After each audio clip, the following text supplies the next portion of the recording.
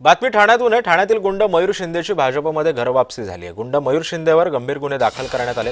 रवींद्र चव्हाणांच्या उपस्थितीमध्ये पक्षप्रवेश त्याचा पार पडणार आहे।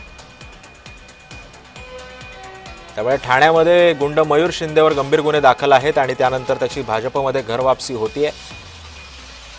या संदर्भात अधिक माहिती देतो माझा सहकारी कुणाल भोईटे सध्या आपल्या सोबत आहे। कुणाल, गुन्हेगारांना सुद्धा भाजपमध्ये प्रवेश मिळतोय। एकीकडे निलेश गायवळ जर फरार असेल तर त्याच्यावरती टीका सुद्धा भाजपची लोक करतात आणि आता स्वतःच्याच पक्षांमध्ये गुंडांना स्थान दिलं जातंय।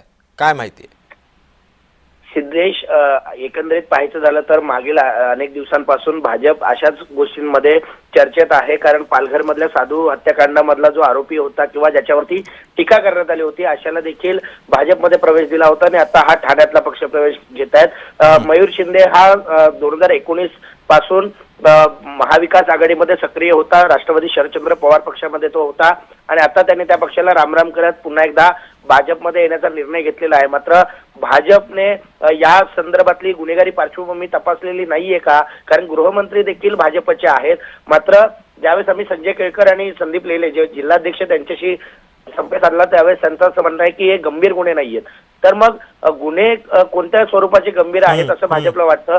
अशा प्रकारची चर्चा ठाण्यामध्ये सुरू आहे। त्यामुळे अशा गुंडांचे पक्षप्रवेश आता भाजपमध्ये होत आहेत। त्यामुळे एक प्रश्नचिन्ह जो आहे तो उपस्थित होतोय। नक्कीच। धन्यवाद कुणाल, तू दिलेल्या अधिक माहितीबद्दल।